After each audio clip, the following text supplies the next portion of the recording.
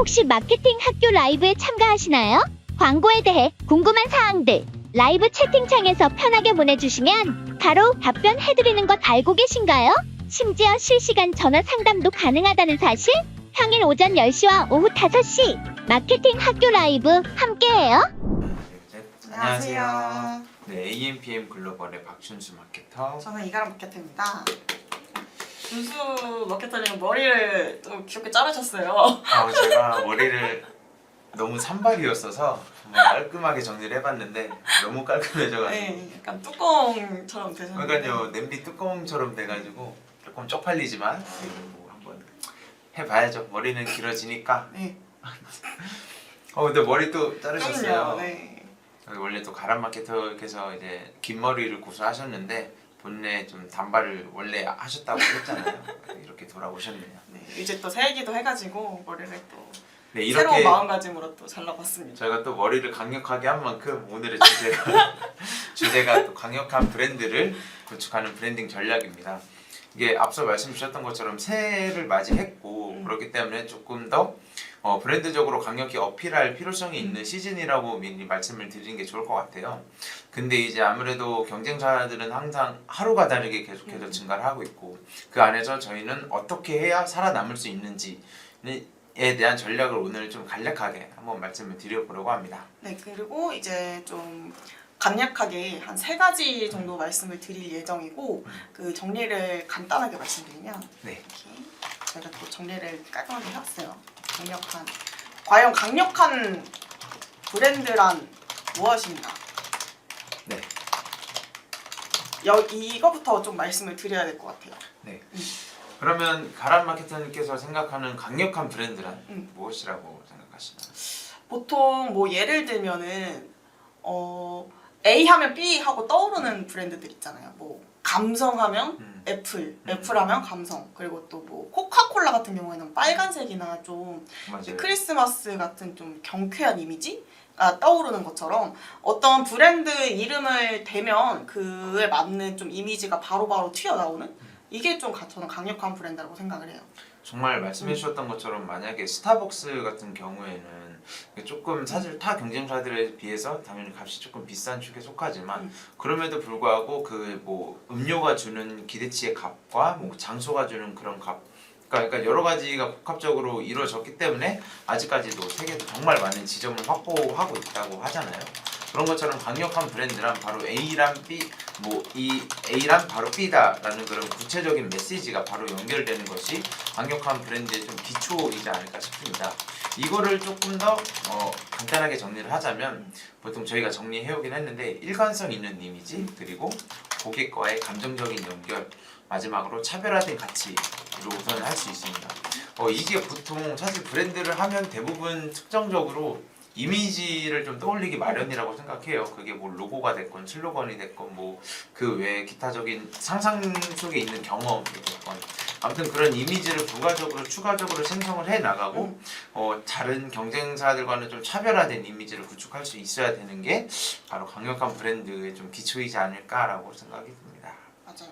좀 뭐랄까 스포츠 브랜드들 굉장히 많잖아요. 네. 근데 그 중에서도 뭐 나이키 같은 경우에는 그 슬로건이 하나 있잖아요. 뭐 네. 저스트 두 뭐 맞아요. 이런 게 있고 좀 성중립적인 방향으로 광고를 진행하면서 또 거기에 대해서 많은 사람들이 뭔가 느끼는 바가 있고 하다 보니까 이런 것들을 좀 일관성 있게 계속해서 메시지를 사람들한테 말을 한다라고 저는 생각을 해서 좀 굉장히 강력한 브랜드로 올라갈 수 있던 계기가 아니었을까 하거든요. 그래서 사실 이 브랜딩이라는 게 한 번에 이렇게 확 되는 게 아니긴 하잖아요. 그래서 맞아요. 같은 무드 그리고 비슷한 어조로 계속해서 일관성 있는 메시지를 전달하면서 우리 브랜드는 이런 브랜드이다 라고 조금 사람들한테 계속해서 말을 하면서 브랜딩이 된다고 저는 생각을 하거든요. 그래서 온라인 마케팅도 마찬가지로 뭐 브랜딩을 위해서 뭐 DA도 많이 하시고 뭐 검색 광고도 많이 하시고 뭐 SNS도 많이 운영하시겠지만 거기에 담겨있는 메시지가 전부 다 다르면 사실 브랜딩 좀 쉽지가 않거든요. 브랜드 이미지 구축하기도 어렵고 그래서 뭐 컬러면 컬러, 맞아요. 뭐 이미지면 이미지 조금 비슷한 것들을 계속해서 가지고 가는 게 저는 가장 중요하다고 생각을 해요. 뭐 뒤에 와서 조금 더 자세하게 말씀드릴 사항이긴 하지만 사실 브랜드 컬러는 저는 정말 중요한 요소 중 하나라고 생각하거든요. 제가 지금 집행하고 있는 그게 뭐 제품을 판매하는 건 아니지만 병현 업종 같은 경우에도 홈페이지와 그리고 뒤에 바이너 광고를 할 때 그런 톤 앤 매너를 기조를 유지를 한 채 가져가요. 홈페이지 안에서 메인 책상으로 하고 있는 것과 그리고 또는 그 브랜드에 대한 로고에 좀 추가가 된 사진과 로고에 그 기입된 컬러를 좀 명확히 가져감으로써 맞아요. 이 색깔을 봤을 때 사람들이 아 이 병원이구나 라는 좀 직관적으로 판결을 할 수 있게끔 할 수 있는 게 아무래도 중요하지 않을까 싶고 맞아요. 지금부터는 네 먼저 아니에요. 저는 뭐 사실 컬러에서 얘기할 게 많다고 생각하거든요. 뭐 카카오톡 노란색으로 맞습니다. 많이 되죠. 그 카카오 관련된 것들은 대부분 노란색이잖아요. 네. 그리고 또 최근에 이제 다음이 그 브랜드 로고를 변경한 걸 다들 아실지 모르겠는데 되게 컬러풀했잖아요. 네. 근데 조금 까만색 그쪽으로 좀 변경이 됐더라고요. 저는 그게 조금 사실 브랜드 이미지를 많이 잃었다고 생각을 해요. 그래서 만약에 이렇게 좀 리뉴얼을 하신다라고 하셨을 때도 좀 이전과는 완전히 차별화된 걸 원하실 수도 있지만 그를 위해서는 또 다시 한번 브랜딩을 해야 하는 수고로움이 있으니 좀 여러 가지를 좀 생각을 해보셔야 될 것 같아요. 이게 사실 뭐 지금은 정말 큰 프랜차이즈 업체들을 말씀을 드렸지만 사실 지금 이 방송을 보고 계시는 분들이라면 사실 이 정도로 크진 않고 오히려 되려 소상공인 분들이 많으실 것 같아요. 그러면 이런 브랜드 컬러 확립을 만약에 스마트 스토어라고 하면 어떻게 좀 구축을 할 수 있냐라고 말씀을 좀 주시면은 뭐 예를 들어서 이미 이제 그래도 로고 같은 거나 아니면 슬로건은 이미 형성을 하셨을 거라고 저는 생각이 들어요. 그러면 그 로고에 들어간 이미지 컬러를 스마트 스토어 안에서는 그 위쪽에 있는 배너 영역이 있거든요. 배너 영역이 아니라 근데 최상단에 이제 배너 영역이라고 할 수 있는데 그 영역에 색깔을 교체를 할 수가 있습니다. 스마트 스토어 내에서. 맞아요. 그래서 이거를 로고와 비슷한 색상을 한 가지 고르셔서 그런 식으로 이제 아무래도 확립을 하셔야겠죠. 그리고 제품 안에서도 그런 좀 저희의 로고 색상이 배경이 되거나 또는 저희의 로고를 항상 그 제품 이미지 상단에 우측 상단에 꼭 넣으시거나 이런 식으로 브랜드 컬러를 확립을 하시는 게 아무래도 좋으실 거라고 생각합니다. 네, 그리고 브랜드 컬러가 있으면 좋은 게 사실 우리가 뭐 광고를 할 때 DA 광고 많이 하시잖아요. 뭐 메타에도 많이 하시고 구글에도 많이 하실 텐데 브랜드 컬러가 정확하게 좀 어느 정도 구체적이게 확립이 되어 있으면 그거를 이제 광고 소재에도 활용이 가능합니다. 그래서 광고 소재에도 활용이 가능하고 또 그 브랜드 SNS에도 활용이 가능하고 브랜드 뭐 유튜브 채널이 있으시다면 거기에도 활용이 가능하기 때문에 조금 일관적으로 한 번에 가져갈 수가 있어요. 그러니까 우리 브랜드 하면 뭐 보라색 이런 식으로 좀 바로 떠올릴 수 있게끔 진행을 할 수 있는 거죠.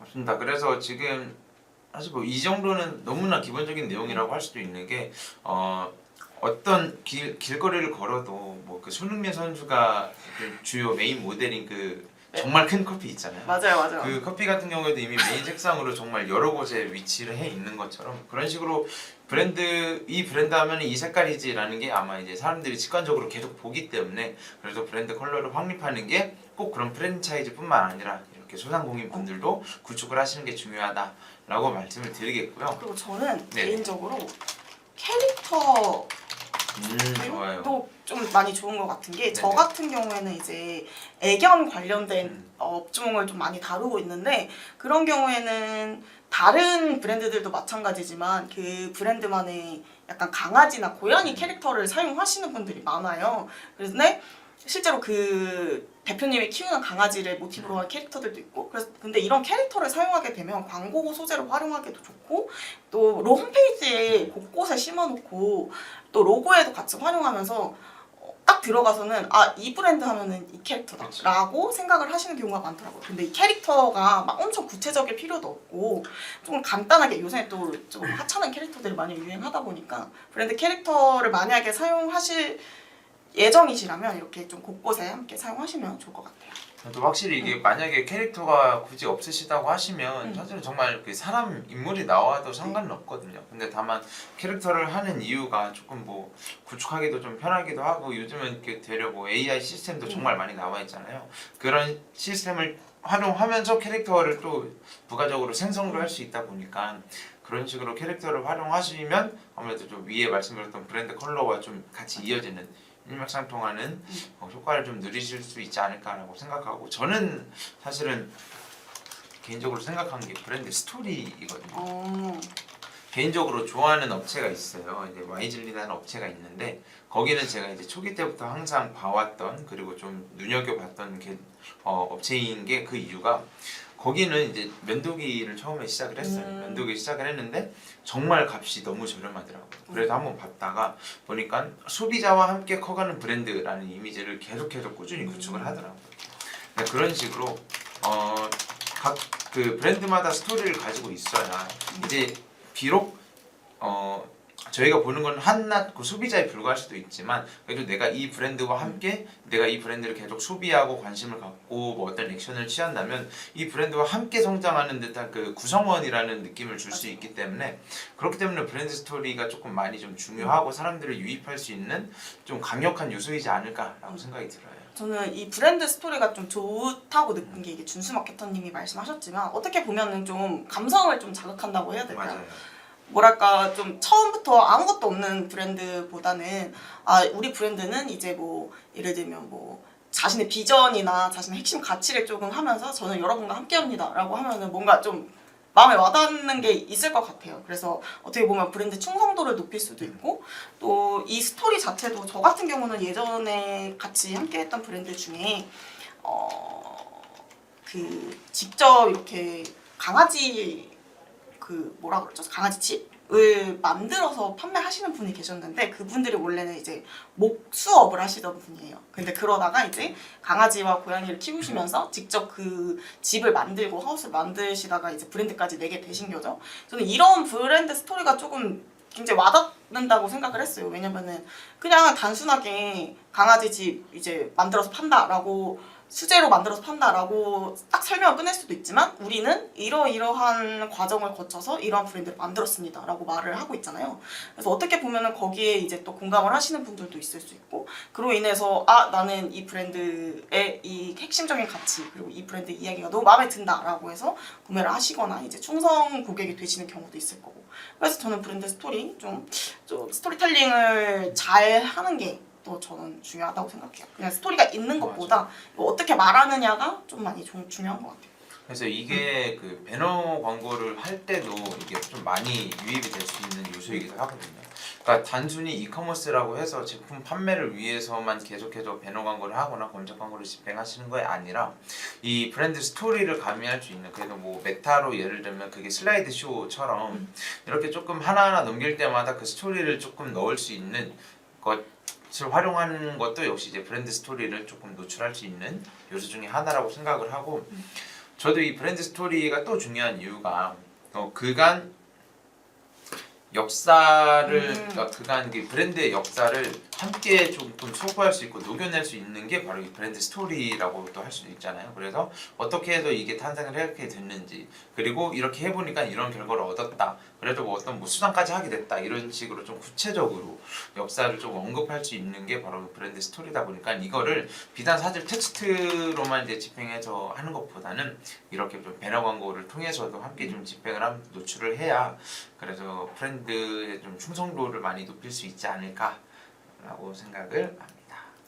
이 브랜드 역사가 사실 오래된 것처럼 보이면 좀 믿을만 하다는 생각이 들잖아요.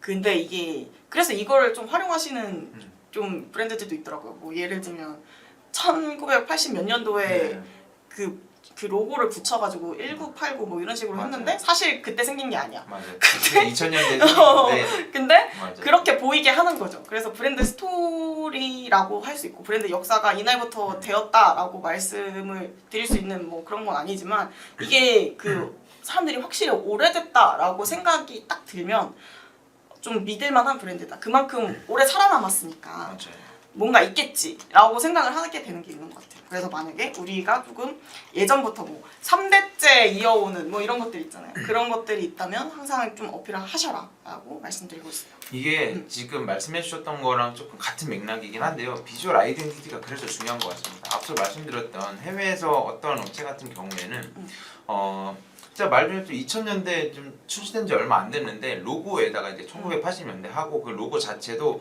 조금 낡은 옛 시대의 그런 풍의 그런 비주얼을 보이고 있었거든요. 그렇기 때문에 되려 요즘은 사실 세련되기 위해서 그리고 컬러풀하기 위해서 더 많이 힘쓴다는 반면 아예 차별화된 전략으로 조금 이 브랜드와 어울리게 조금 옛날풍의 느낌으로 가져가다 보니까 되려 이제 소비자들의 기억에 남고 그리고 좀 그 1980년이라는 1980이라는 그냥 그 숫자만 사용했음에도 불구하고 사람들은 아 얘네가 이때부터 시작된 좀 역사가 깊은 브랜드구나라고 그냥 바로 직관적으로 인지를 해버리다 보니까 그렇기 때문에 되려 이제 소비자들의 기억에도 남을 수 있었던 그런 마케팅 전략이지 않았을까라고 생각이 듭니다. 맞아요. 만약에 이제 그 브랜드 로고가 정말 컬러풀했으면은 저는 되려 조금 오히려 예, 흔히 저희 용어를 좀 짜쳤을 거라고 이제 생각을 하는데 이게 그 컬러가 아무래도 브랜드를 상징하는 색깔 중에 하나로 자리 잡았기 때문에 성공적인 조금 가도를 달릴 수 있지 않았을까. 맞아요. 사실 이 비주얼이라는 게 그 브랜드를 결정짓는데 좀 많이 중요한 요소거든요. 앞서 말씀드린 뭐 컬러나 뭐 캐릭터나 그런 것들도 있지만 로고 아니면은 뭐 슬로건 짤막하게 뭐 우리 브랜드를 알려줄 수 있는 슬로건이라거나 아니면은 그 외에도 그 글씨체 같은 거 있잖아요. 뭐 예를 들면 배달의 민족은 배달의 민족 맞죠. 글씨체가 따로 있잖아요. 네네. 그리고 컬러도 있고 그래서 그 글씨체만 보면 아 이거 배민 글씨체다라고 생각을 할 수 있을 정도로 좀 이런 비주얼 아이덴티티를 갖추면 좋다라고 말씀을 드리지만 사실 뭐랄까 좀 작은 브랜드들은 그러기가 조금 맞아요. 힘든 경우가 많잖아요. 하지만 내가 생각하는 브랜드 정체성을 좀 확립하고 계시다면 적어도 로고나 컬러나 아니면 좀 뭐 배너 그 홈페이지에 들어가면 바로 보이는 메인 배너 같은 것들 그리고 또 슬로건 같은 것들 항상 뒤에 사용할 수 있는 간단한 슬로건 같은 것들은 좀 일관적으로 진행을 하게 되면은 그만큼 사람들한테 계속해서 그게 노출이 되잖아요. 이 브랜드는 뭐 준수 텀블러 어느 만큼 검정색에 뭐 은색의 로고가 박혀 있는 뭐 그런 식으로 뭐 하시는 거죠 지금? 아무튼 이런 식으로 조금 사람들의 머릿속에 각인이 잘 될 수 있다라는 거죠. 맞습니다. 지금 사실 계속해서 말씀드렸던 것이 어떻게 보면 브랜드는 곧 이제 이미지적인 요소가 조금 많이 좀 얘기를 했다 보니까 지금은 그 외에 좀 다른 거에 대해서 한번 말씀을 드려보려고 해요. 네. 저는 아무래도 타겟에 대해서 말씀을 드리려고 타겟. 하거든요. 저희가 이제 어떤 제품을 판매하건 어떤 이제 브랜드를 출시했건 어떤 타겟이 우리의 핵심 코어인지 어떤 타겟이 우리의 페르소나인지를 명확히 조금 짚고 확실하게 좀 설정을 하고 진행을 할 필요가 있다고 저는 생각이 듭니다. 예를 들어서 만약에 뭐 50대, 60대의 좀 중장년층의 고객이 우리의 주 고객인데 뭐 이상하게 정말 메타 광고만 계속 집행을 하는 거라면 저는 그거는 조금 비효율적이라고 생각이 들거든요. 물론 저희가 지금 온라인 대행사이긴 하니까 뭐 온라인 관련돼서 주로 말씀을 드리지만 뭐 사실 5, 60대 같은 경우에는 되려 이제 좀 지역 기반이라면 오히려 오프라인 위주로 집행을 하는 것도 저는 그거 역시도 마케팅이다 보니까 이렇게 고객 자기 페르소나에 맞게 좀 광고 집행하는 게 좀 좋지 않으실까? 맞아요. 네. 그리고 이게 타겟 고객을 조금 정확하게 설정해서 거기에 맞춰서 광고를 하는 게 중요한 게 예를 들어서 아까 전에도 그랬었죠. 뭐 1980년대 구슬 피우는 정직한 소님 그러면 마케터 분들은 5, 60대 분들을 타겟으로 생각했을 때 2030에서 반응이 오면 타겟을 이걸 바꾸시나요? 아니면 50, 60에 맞는 소재로 바꾸시나요?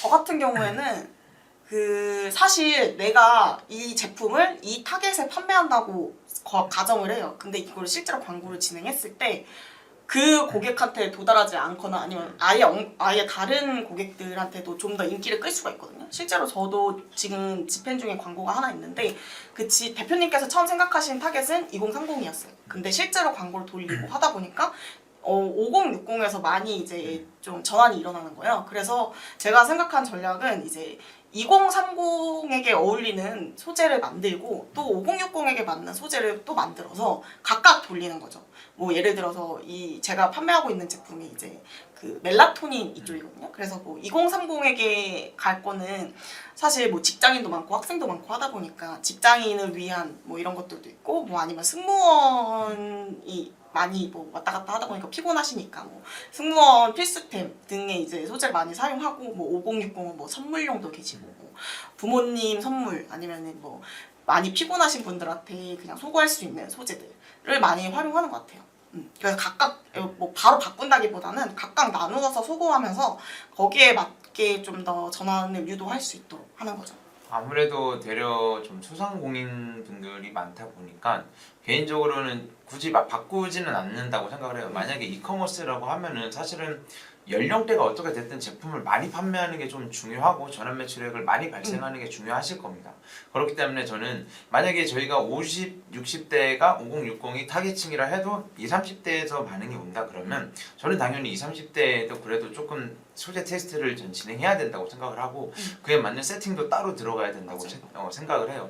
왜 그러냐면 어떻게 보면은 2030 세대가 지금 이 제품에 대해서 주력 구매 전환층이 될 수도 있는 건데 이거를 아예 무시를 하고 5060에만 좀 집중을 한다는 거는 조금 저는 미련한 생각이라고 들거든요. 왜냐면 저희가 정말 좀 많이 성장을 한 브랜드가 아니다 보면은 왜냐면 전 세대를 아울러서 집행할 수 있는 게 좀 더 중요하다고 생각을 해요. 그렇기 때문에 굳이 5060은 우린 타겟했으니까 이거에만 집중해서 할 거야 라기보다는 조금 더 폭넓게 가져가서 2030에서 만약에 계속 꾸준히 반응이 오고 되려 생각했던 거 이상으로도 계속 반응이 오면은 어떻게 보면 브랜드 방향을 바꿀 수도 있는 거고 아니면은 2030이 이제 5060을 위해서 소비하는 경우도 있다 보니까 맞아요. 이걸 좀 복합적으로 생각을 하시는 게 좋을 것 같습니다. 네, 이렇게 좀 굿을 피우는 정직한 소원님처럼 궁금한 사항이 있으시다면 이렇게 편하게 댓글 달아주시면 감사드리겠습니다. 네, 감사합니다. 저희가 더 감사합니다. 어디까지 얘기했는지 살짝 까먹었는데 네, 저희가 좀 타겟에 대해서 이제 말씀을 드렸는데 그러면 타겟에 대해서는 이제 굿을 피우는 정직한 소원님의 댓글을 통해서도 이제 잘 말씀을 드린 것 같으니 이번에는 조금 다른 주제로 한번 넘어가 보려고 합니다. 저는 좀 경험을 말씀을 드리고 싶어요. 이게 브랜드 경험이라는 것은 실제로 저희가 그 매장이라는 곳을 만약에 방문했을 때 저희가 느꼈던 그런 경험을 저는 말씀하는 걸 수도 있고 또는 이커머스나 아니면 온라인을 통해서 뭐 만약에 구매를 했다. 그러면 이 구매를 한 제품에 대해서 내가 경험한 것을 뭐 블로그나 아니면 그 외 자기 뭐 개인적인 스토리 나 뭐 피드에 이제 기재할 수 있는 것 역시도 경험적인 요소라고도 할 수 있습니다. 근데 그 외적으로는 이제 만약에 브랜드에서 하는 행위를 보면은 만약에 그 경험이 마케팅적이라 그러면 사실은 저 같은 경우에 조금 부정적인 것이 하나가 있는 게 어떤 대표님이 계속 등장하는 그런 그 SNS 어디 업체가 있습니다. 이게 그러니까 사실 그거 자체가 지금 아이덴티티가 되고 그 메인 이제 뭐 페르소나가 된 거긴 합니다.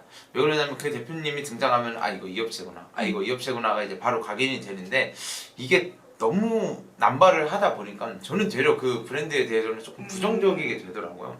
그렇기 때문에 조금 그렇게 좀 중복적으로 계속 노출이 되는 거는 좀 피하시는 게 좋을 것 같고 이렇게 좀 사소한 거일지도 몰라도 고객의 입장에서는 좀 정말 사소한 거에 좀 부정적인 영향을 끼쳐서 되려 조금 경험을 악화시킬 수도 있다 보니까 네, 좀 그렇게 생각합니다. 사실 고객 경험이라는 게 좀 많이 영향을 주잖아요. 네. 뭐 앞으로의 브랜드 방향에 있어서도 뭐 그 만약에 CS가 들어왔어요. 근데 거기에 대해서 좀 잘못된 대응을 하게 되면 사실 요새 인터넷이 얼마나 발달해 있어요. 그러니까 아 나 이런 일 겪었다 하게 되면은 그게 일파만파 펴지면서 이제 브랜드 이미지에 안 좋은 영향을 줄 수도 있거든요. 그래서 또 어떤 사람한테는 뭐 서비스를 이만큼 줬어. 근데 또 어떤 사람한테는 서비스를 안 줘요.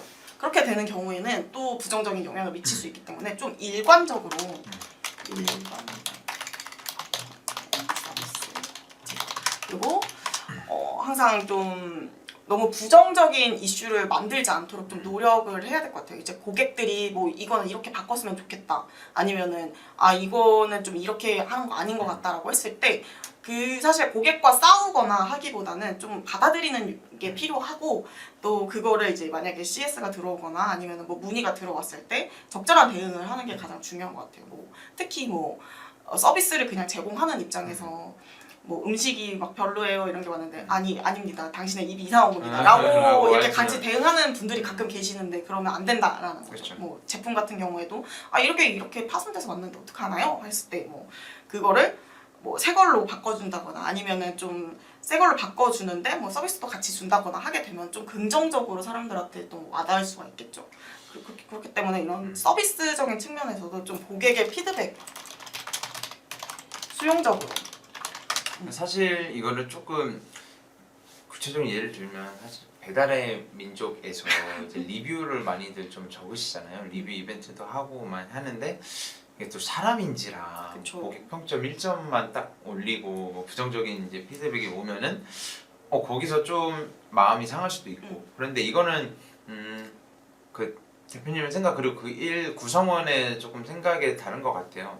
그러니까 정말 좀 선을 넘는 그런 댓글이 리뷰가 있으면 당연히 대응을 하고 조금 뭐 직설적으로도 말씀을 드릴 수도 있겠지만 이게 브랜드적인 가치를 생각을 하면은 그것도 조금 어느 정도 수용하고 경험하고 좀 나아갈 수 있는 방향이 되지 않을까 싶고 저는 그래서 조금 연결되는 내용이긴 한데 브랜드의 좀 신뢰를 구축하는 게 중요할 거라고 생각이 들어요. 이게 배달의 민족이라 그러면 앞서 말씀 주셨던 서비스 같은 영역이 이런 신뢰를 좀 줄 수 있는 요소 중 하나라고 생각을 하는데 이렇게 좀 고객들이 리뷰를 달아주고 또는 추가적인 서비스를 받거나 추천을 해준다면 그거에 대해서 이게 조금 바이럴성으로 부가적으로 다른 사람들이 여기는 이렇게 리뷰 쓰니까 이 정도로 좋은 뭐 어떤 서비스를 주시네 이 정도로 좋은 뭐 상품 가치를 제공해 주시네 라는 것들이 이제 조금 좋다 보니까 그렇게 해서 긍정적인 브랜드 이미지를 구축할 수 있죠. 그리고 또 사실 요새 뭐 환경적인 문제라거나 좀 그런 문제들에 대해서 이야기를 하는 브랜드들이 점점 늘어나고 있잖아요. 뭐 예를 들면 뭐 비건 같은 것들 그리고 또 뭐 우리 제품을 사면은 어디에 뭐 몇 % 기부됩니다라는 거를 말을 하면서 그런 것에 대해서 좀 본인들의 가치와 그리고 또 그 환경적인 가치 그리고 아니면 뭐 또 다른 것들이 있을 수 있겠죠. 뭐 그런 것들을 조금 이렇게 일치시키면서 우리 브랜드는 이런 브랜드다 하고 좀 브랜드 이미지를 살림과 동시에 우리 이 브랜드는 좀 믿을만한 브랜드다라고 생각을 들게 만들 수 있는 것 같아요. 저도 실제로 지금 스킨케어 브랜드 같이 하고 있는데 그분들은 이제 아예 그게 컨셉이에요. 그러니까 이 비건이고 그 환경에 도움이 되고 우리 제품 사면은 어디에 기부가 된다. 뭐 환경 업체에 기부가 된다. 그리고 우리는 뭐 뺄 거 다 빼고 해가지고 분리수거도 엄청 쉽다라는 게 좀 셀링 포인트거든요. 그래서 만약에 그런 부분을 조금 생각하신다면 좀 특정한 뭐 사회적인 이슈들을 우리 브랜드와 좀 일치시키는 것도 좀 좋은 방법인 것 같아요.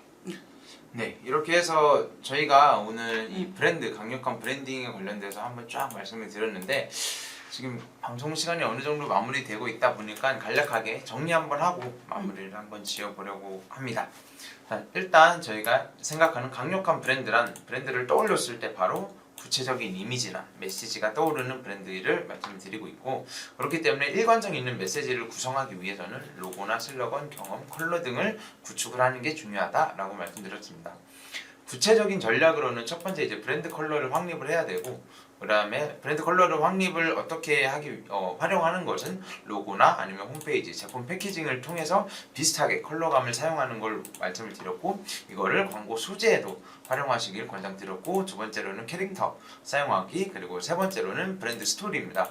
아무래도 뭐 소비자와 함께 커가는 브랜드다 아니면은 방금 전에 말씀 주셨던 환경을 생각하는 브랜드다와 같이 자기들만의 브랜드 스토리를 통해서 충성도를 높일 수 있는 요소를 가져갈 수 있으며 이렇게 소비자의 감성을 자극한 스토리를 구축하는 게 좋고 그리고 이제 브랜드 역사를 함께 언급을 하면서 신뢰도를 높일 수 있는 요소를 가져가는 게 좋다라고 말씀을 드렸고 그 다음은 비주얼 아이덴티티를 말씀드렸습니다. 앞서 말씀드렸던 뭐 로고나 슬로건 등이 이제 해당을 하는데 이 비주얼 아이덴티티를 통해서 소비자의 머릿속에 각인시킬 수 있다라고 말씀드렸고 타겟부터는 한번 바람대리님께서 네, 이제 타겟 소비자를 조금 설정을 해서 거기에 맞는 이제 광고를 진행해야 된다는 건데 고객의 페르소나 뭐 2030 여성한테 많이 어필하겠다 아니면 우리의 타겟 고객은 뭐 30대에서 50대의 남성이다 하는 경우를 조금 정확하게 설정을 하시고 나면은 거기에 맞게 이 브랜드를 어떻게 구축할 것인지에 대해서 어느 정도 그림이 그려지실 테니까 가장 첫 번째로 생각해야 되는 게 우리 브랜드의 타겟이다. 그리고 그 다음으로는 이제 서비스든 제품이든 뭐 소비자에게 제공을 할 때 좀 일관적으로 제공을 하시는 게 좋고, 고객이 나 이런 거 당신네들 이거 별론 것 같아요 했을 때 너무 방어적이거나 아니다 라고 말씀을 하시기보다는 고객과 좀 상호 보완적으로 또 피드백을 함께 주고받으면서 이렇게 브랜드를 좀 긍정적인 이미지로 바꿔나가는 게 가장 좋으실 거예요. 그리고 고객 리뷰 같은 것들을 조금 긍정적인 리뷰를 쌓아 나가시면서 브랜드 이미지를 구축하시고, 또 앞서 말씀드린 것처럼 사회적 책임감을 조금 가지고 있는 브랜드라면 그만큼 좀 더 브랜드 신뢰도가 높아지고 사람들이 생각하기에 좋은 브랜드다, 강력한 브랜드다 라고 생각을 할 수 있게 되는 거죠. 네, 이렇게 해서 저희는 오늘 이 강력한 브랜드를 구축하는 전략에 대해서 한번 말씀을 드렸습니다. 뭐 추가적으로 댓글을 달지 못하셨거나 기타 궁금한 사항이 있으시면은 저희 각 위쪽에 있는 연락처로 연락 주시면 감사드리겠고, 저희는 다음에 또 재밌는 주제로 맞아요. 한번 가져오겠습니다. 네, 지금까지 AMP 글로벌의 박준수 마케터. 저는 이가람 마케터였습니다. 네, 감사합니다.